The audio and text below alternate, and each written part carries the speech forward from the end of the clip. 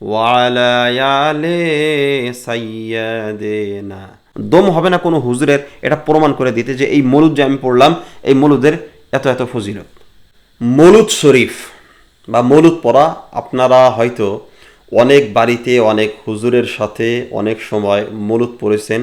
মৌলুদ অর্থাৎ এই যে বাড়িতে কোনো হুজুরকে ডাক দেয় বা মহল্লার থেকে মহল্লার যে ইমামকে ডাক দেয়, ইমামকে ডাক দেওয়ার পর কিছু সংখ্যক মানুষ একসঙ্গে মিলে যে পড়া আরম্ভ করে ওয়ালা আলি সাইয়্যিদিনা মাওলানা মুহাম্মদ আল্লাহুম্মা।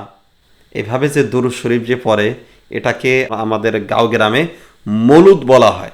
আমার সুপ্রিয় দর্শক, এই মৌলুদের কোনো প্রমাণ হাদিসের ভিতরে, কোরআনের ভিতরে, ইজমার ভিতরে এবং কিয়াসের ভিতরে নেই। এই মৌলুদ এর পদ্ধতি আর ফজিলত হাদিসের ভিতরেও যদি নেই, কোরআনের ভিতরেও যদি নেই, ইজমার ভিতরেও যদি নেই, কিয়াসের ভিতরেও যদি নেই, তাহলে এই মৌলুদটা আসলো কোথায় থেকে? আমি কিন্তু দরুদ শরীফের কথা বলিনি। দরুদ শরীফ পড়া এটা কিন্তু খুবই গুরুত্বপূর্ণ। দরুদ শরীফ পড়তেই হবে। দরুদ শরীফ পড়ার অনেক ফজিলত।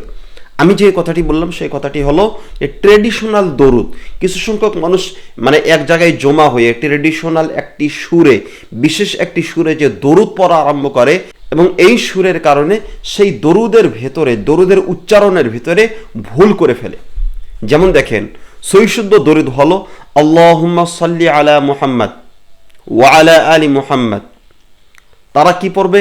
ওয়ালা আলি সাইয়্যিদিনা। দেখেন, শুদ্ধভাবে যদি আপনি দরুদ পড়তে যান উচ্চারণ হবে ওয়ালা আলি সাইয়্যিদিনা মুহাম্মদ। শুদ্ধটা দেখেন শুনতে কিরকম শোনা যায়, এবং যেটা ভুল ট্রেডিশনাল ভাবে যেটা পড়া হয় ওয়ালা আলি সাইয়্যিদিনা মাওলানা মুহাম্মদ।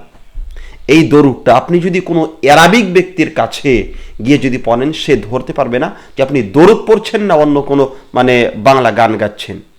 এজন্য এই ট্রেডিশনালভাবে, এই এক ট্রেডিশনাল সুরে যেভাবে দরুদ পড়া হয় আমাদের গাঁও গ্রামে, এই পদ্ধতিটা ঠিক না। এই পদ্ধতিটা বন্ধ করা উচিত। সই শুদ্ধভাবে আপনি দরুদ শরীফ পড়ুন, একা পড়ুন বা সাথে মানুষ নিয়ে সবাই একসঙ্গে পড়ুন, কোনো সমস্যা নেই। কিন্তু এই যে ট্রেডিশনাল একটি সুর দিয়ে ভুলভাবে যে দরুদ পড়া হয়, মৌলুদ পড়া হয়, যেটাকে আমরা মৌলুদ বলি, এই মৌলুদটা পড়া ঠিক না। এভাবে আপনারা কখনো দরুদ পড়বেন না, এভাবে মৌলুদ পড়বেন না। সই শুদ্ধভাবে দরুদ শরীফ পড়ুন বাস। এবং এই দরুদের সাথে যে অনেক ধরনের সিগলিগুলো যে মানুষ বলে, সিগলি মানে এই মুর্শিদা টাইপ যে সমস্ত কবিতা এর সাথে সাথে পড়ে, এই কবিতাগুলোর, এই সিগলিগুলোর কোনো ফজিলত নেই। দিনটাকে খালিস রাখুন, দরুদকে খালিস রাখুন। এর ভেতরে অন্য কোনো বস্তু যদি আপনি মিশিয়ে দরুদকে যদি নষ্ট করে দেন, এটা কিন্তু চলবে না, এটা ভুল হবে। এবং আমার সুপ্রিয় দর্শক, আপনার এই কথাগুলো যদি বিশ্বাস যদি না হয়, আপনি একটি বস্তু লক্ষ্য করে দেখবেন যে যেই হুজুর মৌলুদ পড়তে আসে সেই হুজুর এবং অন্য গ্রামের যে আলেম রয়েছে, অন্য গ্রামের যে মোল্লাগুলো রয়েছে যারাও মৌলুদ পড়ে, তাদের সবার মৌলুদের ভেতরে ডিফারেন্স রয়েছে।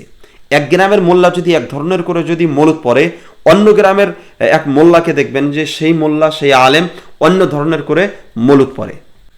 তো এত ডিফারেন্স কেন মৌলুদের ভিতরে? এর উত্তর হলো যে মৌলুদের বিশেষ কোনো পদ্ধতি কোনো হাদিসের কিতাবে নেই, কোরআনের কোনো আয়াতের ভিতরে নেই, এবং ইজমার ভিতরেও নেই, এবং কিয়াসের ভিতরেও নেই। বা আমাদের পূর্বে যে সাহাবাই কেরামরা ছিলেন, বা আমাদের পূর্বে যেই তাবিন, তবে তাবিন ছিলেন, তারা এভাবে কখনো মৌলুদ পড়তেন না। তারা কখনো মৌলুদ শরীফ এভাবে পড়তেন না, এবং তারা কখনো এই কিতাবের ভিতরে এর পদ্ধতিগুলো লেখেননি।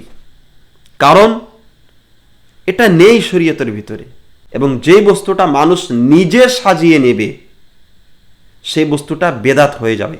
দম হবে না কোনো হুজুরের এটা প্রমাণ করে দিতে যে এই মৌলুদ যে আমি পড়লাম এই মৌলুদের এত এত ফজিলত। এখন তাহলে যেই বস্তুটা হাদিসের ভিতরে নেই, কোরআনের ভিতরে নেই, সেই বস্তুটাকে আমরা যদি এমন মানে জোর করে যদি ধরে নেই, তখন কিন্তু সেই বস্তুটা ভুল হয়ে যাবে এবং সেটা বেদাত হয়ে যাবে।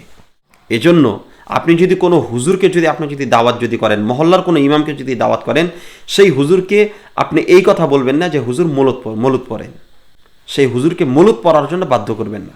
আপনার বাড়িতে যদি কোনো ধরনের প্রয়োজন যদি থাকে, বাড়িতে যদি বালা মুসিবত যদি থাকে, বাড়িতে যদি আপনি বরকতের জন্য যদি দোয়া যদি করতে চান, হুজুরকে দাওয়াত দেন।